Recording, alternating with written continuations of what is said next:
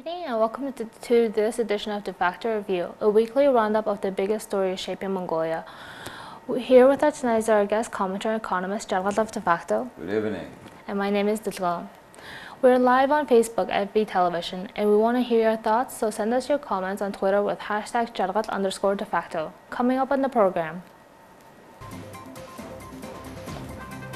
Parliament ruled against stripping away B.BATZORIG's parliamentary immunity. Additional amendments are being made to the law on currency regulation.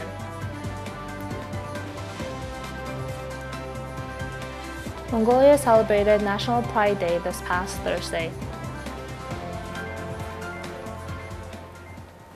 So last week, Minister of Food, Agriculture, Light Industries, B.BATZORIG, who oversaw the SME fund, which has been in recent news, resigned under pressure.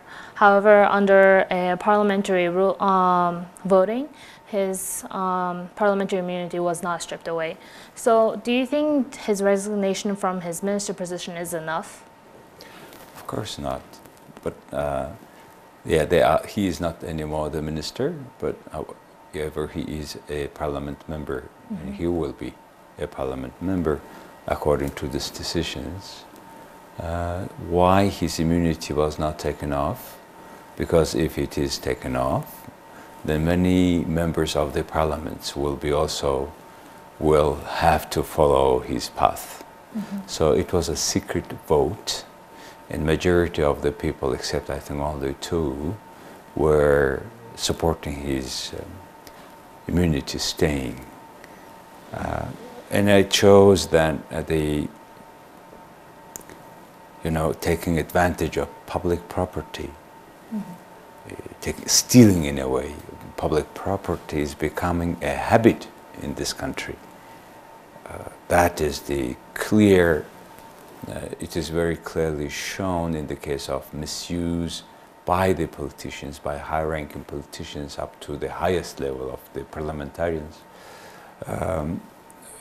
Case when they have misused that the fund for supporting small medium enterprises.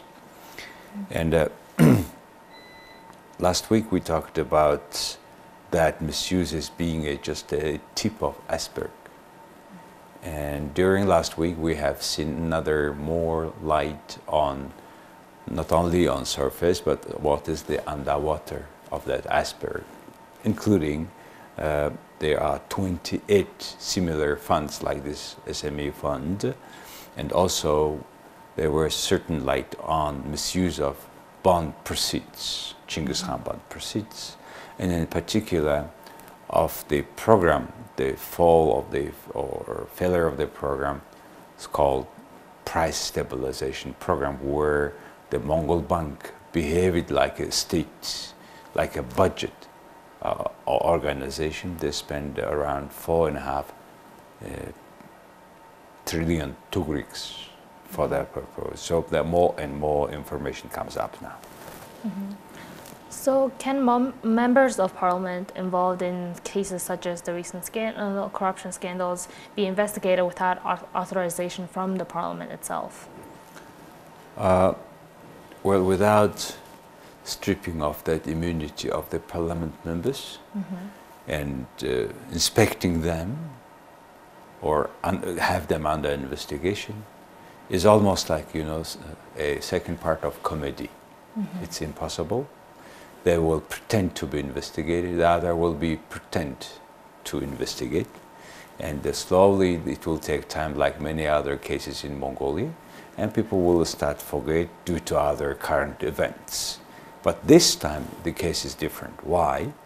Because you see, the money, the billions of dollars or trillions of tugriks have been misused by the politicians, by the lawmakers at the time when SME, being the backbone of Mongolian economy like many other countries, they have lost not only the money which was supposed to go from whatever we have through budget to their businesses, but also they got double hit.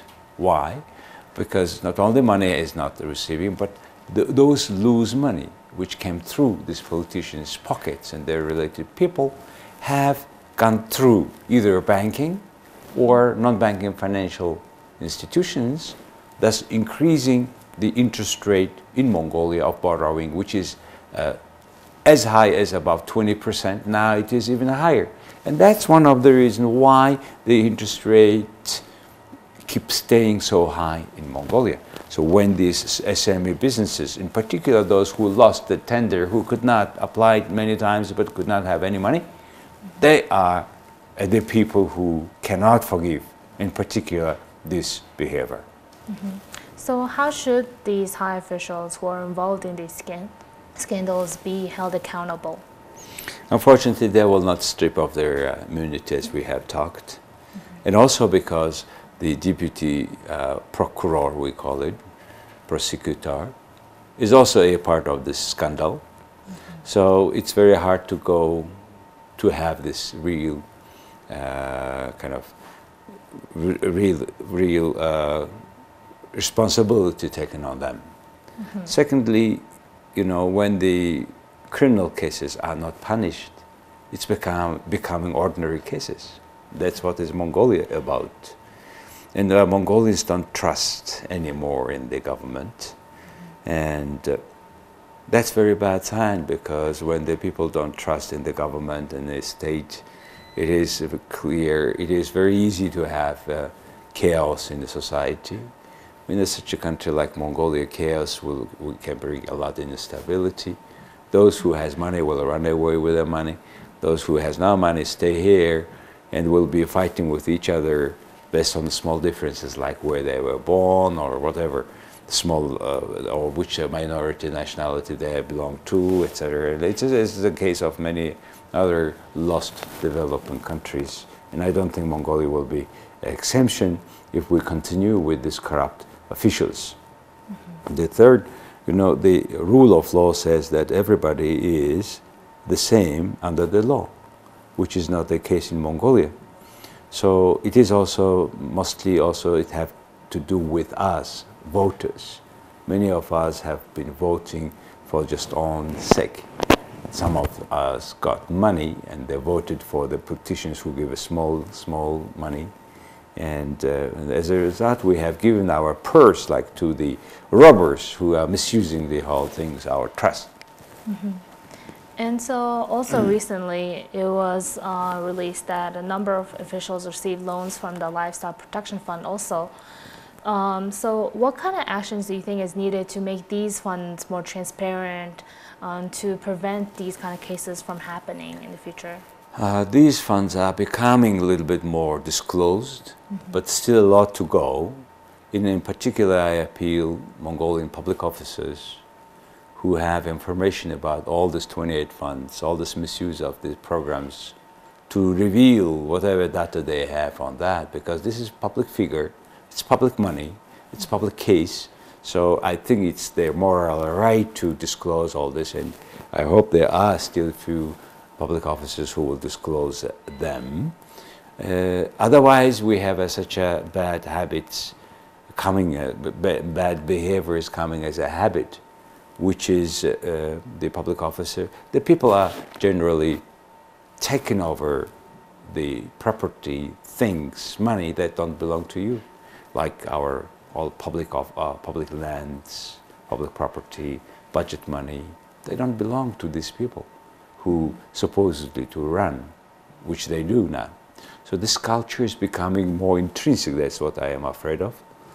And also we need to disclose a lot about this price stabilization program, early 2012, late 2012, 2013, by the previous Prime Minister Atong Hoyak and the previous governor of the central bank, because these are the this around 4.5 trillion tugriks were spent, and no price stabilization has happened today. We have lost all price that they were trying to address, which is normal. You cannot compete with the market. Even if a country like Switzerland, if they cannot compete with the market through intervention, then how Mongolia can have a market intervention and keep our dollar Tugrik rate is at the same level. So, you know, the problem in Mongolia is so our public governance is becoming so bad, so irresponsible, and those who is misusing our fund are staying and going without any punishment, and even they protect themselves now through this immunity, like the parliament members, through whatever they can. But this time, I think they play probably will not have success. People are unhappy, people angry, and the way the people who are stealing our property leave, it's at the cost of people who are living poorly. In spite of their try to find jobs, because you cannot compete with the company of your minister. In particular, that guy has 5 times less cheaper loan than you. So eventually, private sector is losing their jobs, or they need to fire people, and those who had lost their jobs now they go to Korea, or under the name of study they go to China. So in that way the citizens who is the most can take a risk. They're leaving the country. So this is something that one should not accept for long run. Mm-hmm. And so moving on to our second topic tonight, Parliament and lawmakers are discussing additional amendments to the 1994 law of Mongolia on currency regulation. So what are some of the provisions in this revised draft law? This is a really very disturbing amendments going to be happening. The Economic Standing Committee of the Parliament had adopted of approval, discussions of this law at the Parliament, which is going on now. Mm-hmm. And there are several dangerous provisions I'm afraid of. One is a Mongol bank will have a right to limit, if necessary, if they find necessary, international transactions and some currency transactions. This is a 16.2 provision. The other 17.1.3 said that this Financial Regulatory Commission can limit transactions if they find it makes impact on currency, Mongolian currency rate. Mm-hmm. The third, they want to limit the coming in, coming out, the currency through the border. Mm-hmm. And this is 3 disturbing provisions. The fourth one is, and it's even worse.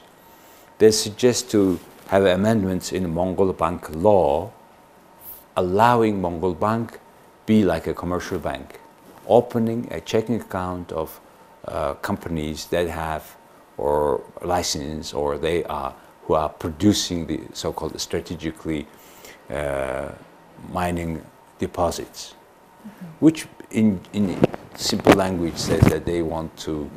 The leaders want to have, for example, a Rio Tinto account in Mongol bank, mm-hmm. which is not possible because, really, these 4 provisions could destroy the economy. Mm-hmm. And so, what kind of impact do you think this draft law will have on the economy? What kind of risk will rise due to if this draft law is implemented? This impact will be immediate and on the day of approval, because it's trying to make a capital control of currencies coming in, coming out from the country, and it will have a substantial impact on money supply in the country, and to retreat, to change the mistakes from it will take a long time, many years, and a lot of money. Mm-hmm. First. Secondly, this action will not only attract foreign investment, they will scare foreign investment, those who are existing in the country. What does it mean? If these foreign investments will leave the country, we will lose currency exchange rate completely. probably it will be 4 or 5 times more than now, meaning that $1 can have 10,000 tugriks. If once it is that kind of a loss, it's very hard to control further devaluation of money. This will go with such a fast speed that these people cannot imagine how fast it can be. And printing whatever notes with whatever zeros cannot even you override all the speed. That's the situation. And so you just mentioned that this will scare away a lot of foreign investors. So what are some other messages that this draft law will send to foreign investors?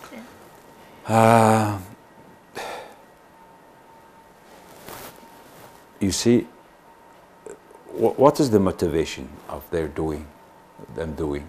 They said that we want to keep the currency rate in a manageable way, or if possible even to value more Mongolian tugriks, to increase the value of tugriks.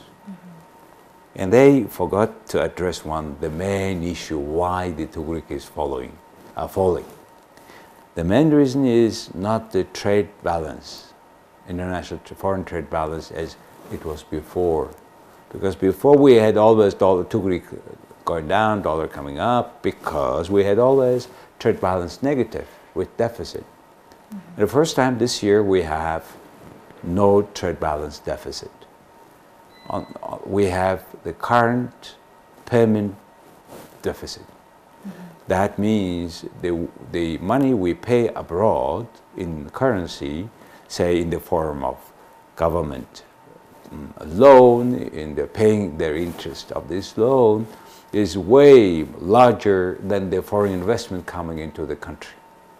Why? Because the government is approving state budget with such a deficit every year, and now we know where these big expenses go. They go to these sort of funds where they are stealing themselves. And that's why the deficit, they have to borrow, they have to pay more. And so the real reason why tugrik is falling down is not because the whole bank transaction is non-limitation. It is because the state is behaving so irresponsibly. So this is they are looking for things in the wrong place. And so are there any similar legislations in other countries to this law? Yeah, there have been. And other thing I want just to tell before that was it will be very bad signal for foreign investors to come to Mongolia, as I told before, and then we will stay only one investor, which is our southern neighbor. They have not that much requirements like the other companies push, and opening the checking account at the Mongol bank will destroy two-tier system of Mongolian banking system, which was the basis of our success, if you may say, or whatever, at least whatever we see in the streets. It was the result of the two-tier banking systems regulations, where the central bank is not a commercial bank. They don't never do commercial transactions, though our central bank has been doing that before. So you asked about the countries. Similar. Yeah, so many examples in the world. Very recent one is Turkey. Turkey tried it for a very short time, but because they're smart people, they discussed and they stopped it to intervene to keep by force the lira rate. But for example, country like Zimbabwe, Venezuela did not do it. I mean, they did not stop it. They keep going, and they kept going, and they have been using very strong capital control. And what happened today? In 2014, Zimbabwe had printed a Zimbabwe dollar note worth of 12 trillion. 12 trillion. 1 trillion means 12 zeros after 1. And 100 trillion is 14 zeros after 1. That's the 100 trillion Zimbabwe dollar banknote they made in 2014. And that money, that banknote, could not buy one piece of bread. So what a sense.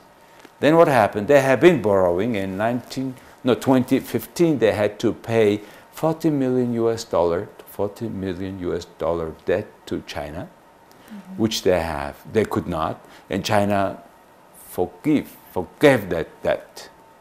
And in the exchange, they accepted Chinese yuan being a national currency in Zimbabwe. So whoever tries, they have tried. Venezuela, they tried also to have this capital control and the exchange rate control. As a result, your people run away from your country. They go anyway. So in Zimbabwe, in Venezuela now, 3 million is gone already, and another 2 million they want to leave the country. So that's what we want? No. So, and plus those people who will make these decisions will disappear, I think, after 2020. Maybe with their money from our small medium enterprise and other 28 funds.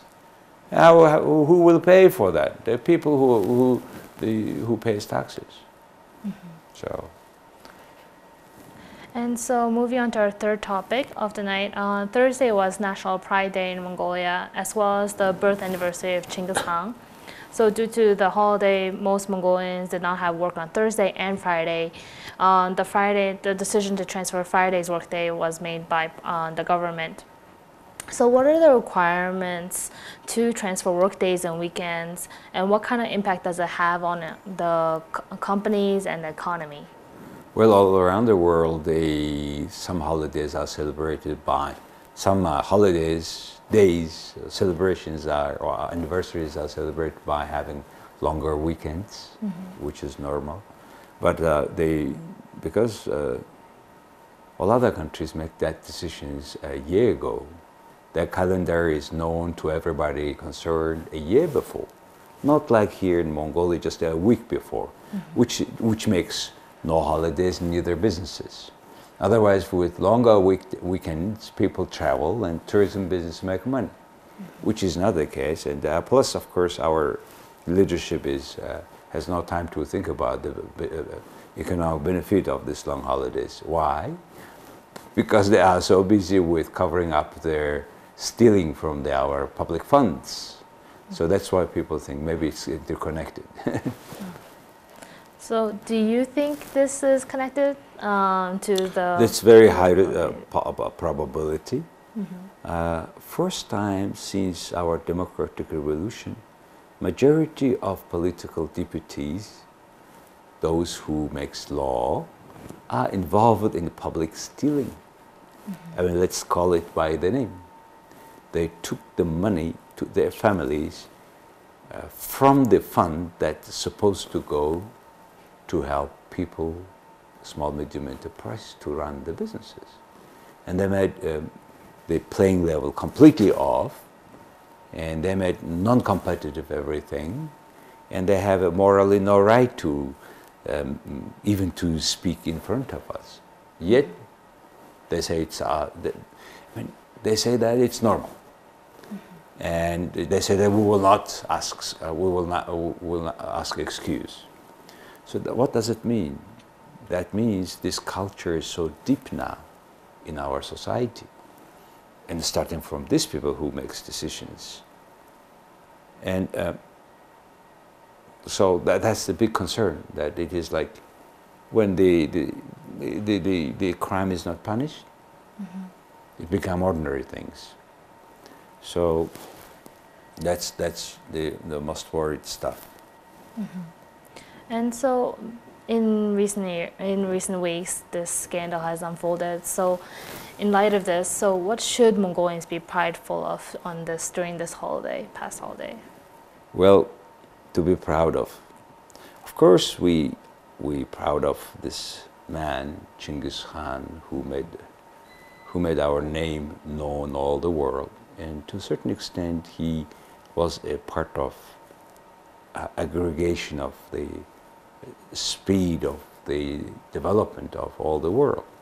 According to Jack Weatherford, the famous American author who wrote a book, Genghis Khan, Making the Modern World History, making the modern world, he said Genghis Khan and his sons were creating this bridge between Eastern and Western civilization. How?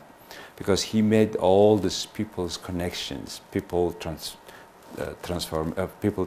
transport, trade, and acceptance of other culture, religion, secure.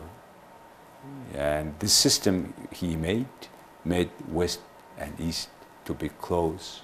So that's why we have a good basis to be proud of that man. But however, you know, this thing happened before you. It has actually nothing to do with you. Yeah. And that's why it at least sounds not logical that you are proud of that man or grandfather, whoever it. But the issue is, now every Mongolian citizen should ask themselves, what I am proud of. Ask the questions, what you have done for the others, those who have no access to the things that you have. Or ask questions, what you have contributed towards prosperity of your nation. If you can answer these questions, these are things that you can be proud of, because it's you made. Unfortunately, probably our politicians have not that so many things to be proud of. And when vice versa, we don't have leaders that we can be proud of today. Because our interaction, because his management or leadership, we achieve certain things. And we are lack of leadership. And certainly we cannot be proud of those deputies who were stealing the property, in one word. So things are relative. And I hope once we know that, and once we discuss about that, of what we can be proud of, it's good one step. Second step, every Mongolian should do really whatever they have, with whatever they have, and wherever they are, they should try their best to make changes, to make a life to this country a better place to live. That's what we should be proud of. Well, thank you. And so this concludes our program for tonight. Thank you very much. Thank you for joining us this week. Please join us next week at the same time for another weekly roundup of the biggest stories shaping Mongolia. Have a good evening.